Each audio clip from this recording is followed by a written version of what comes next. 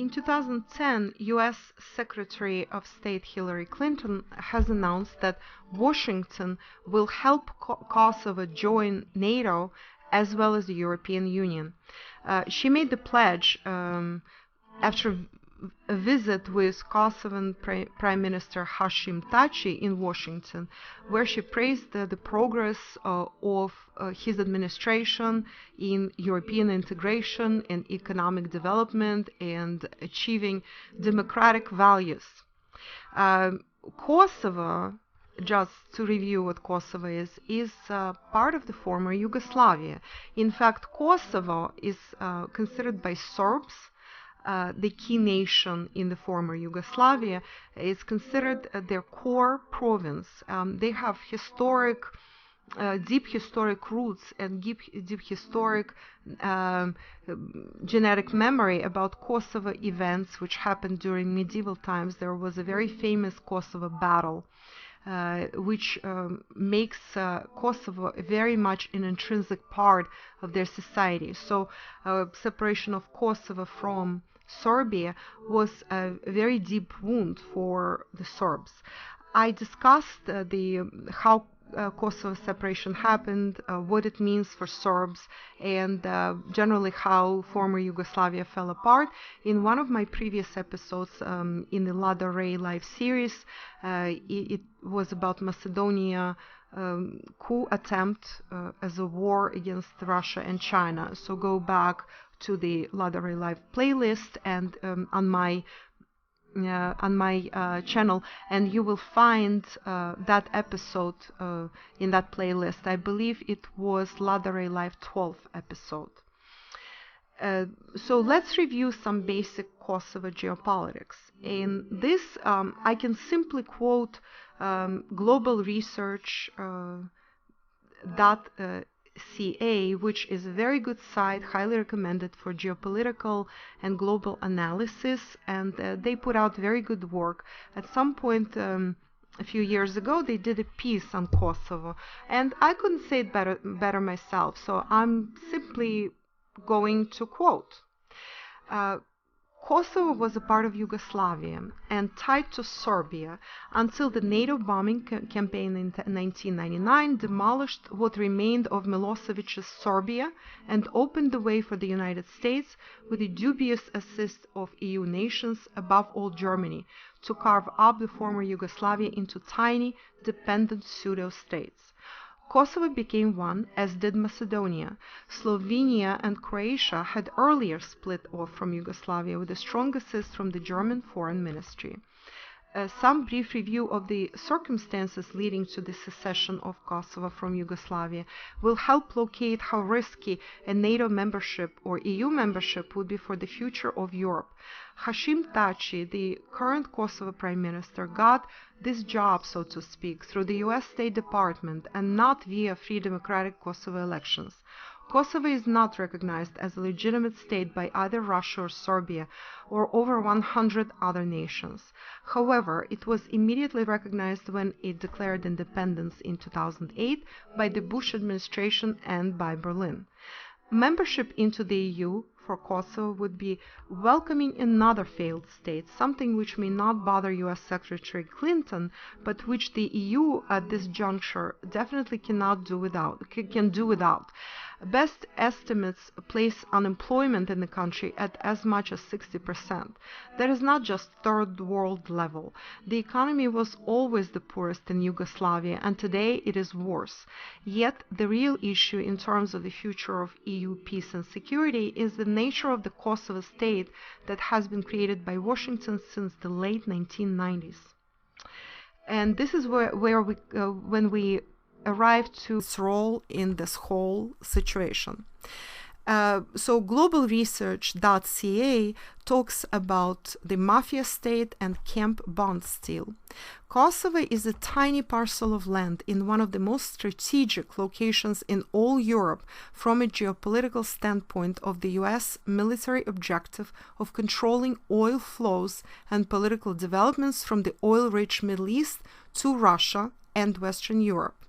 The current US-led recognition of the self-declared Republic of Kosovo is a continuation of U.S. policy for the Balkans since the illegal 1999 U.S.-led NATO bombing of Serbia, a NATO out-of-area deployment never approved by the UN Security Council, allegedly on the premise that Milosevic's army was on the verge of carrying out a genocidal massacre of Kosovo Albanians.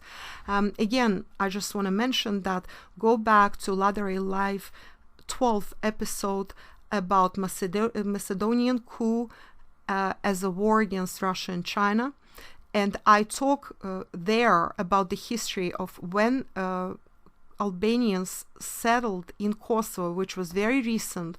It's no more than 100 years time that the settlement occurred, and how it was fostered artificially by certain Western countries. Same thing that was actually happening in the past 20 years in Macedonia next door, which also was a part of the Yugoslavia area and a very close-knit part of Serbia, as well as close to Bulgaria, and how all this is done for geopolitical reasons. Some months before the US-led bombing of Serbian targets, I continue with my quote from Global Research.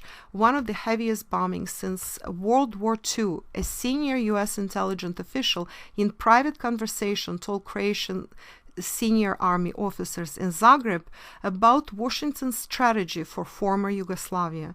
According to these reports, communicated privately to this author, the Pentagon goal already in late 1998, that was under Clinton administration, was to take control of Kosovo in order to secure a military base to control the entire Southeast European region down to the Middle East oil lens. End of quote. In other words, Camp Bondsteel was in the works for the longest time. If in 1998 US was already openly sharing with Croatian minister the information about Camp Bondsteel, and that's their open goal, etc., etc., that means that goal was in the works since 1980s. It was planned. The split up of Yugoslavia was pre-planned since at least 1980s, when the Soviet Union disintegrated, fell apart, when Russia was at its weakest point. That was the time for them to go and take Yugoslavia. Again, let's point out what Global Research talks about is not just US, but with generous and dubious, as they put it, quote unquote, assist of the EU and specifically Germany. Germany needed to break up Yugoslavia just as much as the US. US wanted its base to control oil and gas flow to Europe and around Russia and the Middle East. And as I said in my Macedonia episode, LadaRayLive 12, the way Camp Bondsteel was built, and you will see it on maps as well here, it is almost equidistant to various Balkans capitals. You can reach Macedonian capital within 20 minutes, Serbian capital within something like 30-40 minutes flight time, and Romanian and the Bulgarian capitals you can reach within 1 hour or less flight time by helicopter, and of course much faster by ultrasonic plane or something like that.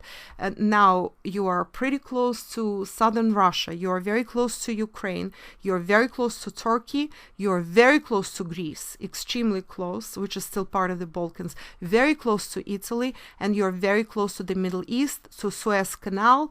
You control much of the Black Sea, and you control much of the Mediterranean from that base. This is a foolproof location. Can't get any better than that. So the value of Kosovo is the nearly equidistant proximity to all Balkans capital, to all of Southeastern Europe, as well as the strategic Suez Canal, Black Sea, and Mediterranean. which is evident incidentally on these maps that I'm showing throughout this episode. So, ladies and gentlemen, meet Camp Bondsteel, Kosovo, former Yugoslavia. As soon as, orchestrated by the US and EU, Kosovo independence, quote-unquote, from Serbia was declared, the Pentagon wasted no time erecting Camp Bondsteel, the largest permanent US military structure built in Europe since the Cold War ended. And that's not all. This is actually the largest US military base outside of the US proper. And Camp Bondsteel is also the largest US military base since the Vietnam War, ever built since the Vietnam War.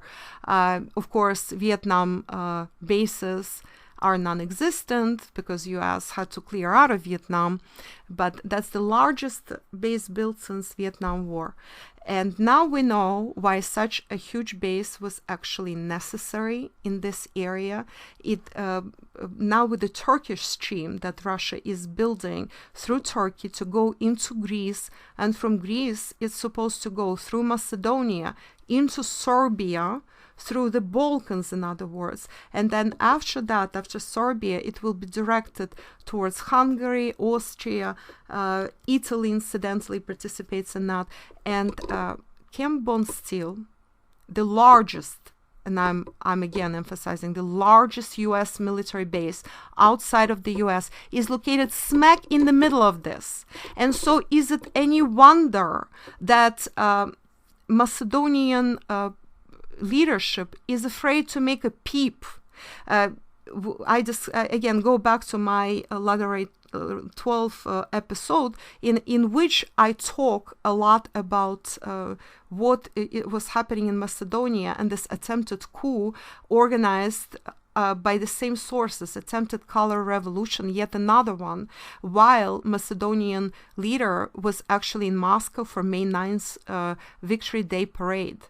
And all these protests and attempts at color revolution, attempts to unseat the government started exactly that time. An Albanian terrorist crossed the border from Kosovo into the nearby, located next door, absolutely just like, just a very, very short distance from Kosovo straight into Macedonia. And to wrap this up, here's the latest news. Is it any wonder that Macedonian Prime Minister, who happily participated in the Victory Day parade, who said that his biggest ally was Russia, that they were happy to participate in Turkish Stream project, and they can't wait. And this is actually very, very useful, very, very good, financially lucrative for the country, for the pipeline to go through their territory, because they have discounts for gas, they have a lot of new jobs, they have a lot of business travel that brings in a lot of money into the country. They also have in addition to that, transit fees and many, many other perks, plus better relations with Russia, plus a lot of loans that they cannot get any other way.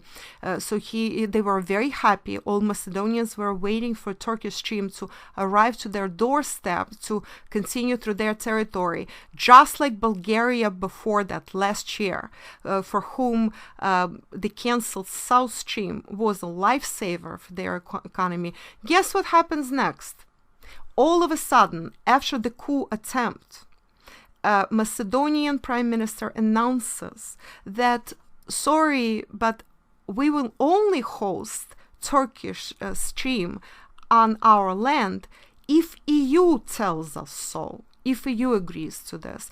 In other words, US and EU, by instigating that coup, Albanian coup within Macedonian borders, successfully intimidated the government of Macedonia, just like the government of Bulgaria last year, into bowing out of Turkish Stream. This is a clear sabotage. Well, I mentioned many times before that obviously European government in Brussels and European politicians are shooting themselves in the foot because they desperately need more cheap and affordable and very convenient Russian gas, coming from a country that can build pipeline to their doorstep, literally, who is ready to make a commitment to all this, who is ready to invest. They're sabotaging their own well-being by saying, oh, no, we are going to buy very expensive American LNG, which may not even be available for another several years, and then only God knows how long that gas from fracking will exist, not to mention how harmful it is to the environment. It damages American soil, it damages groundwater, it creates earthquakes, it pollutes the agricultural lands, basically renders them uninhabitable.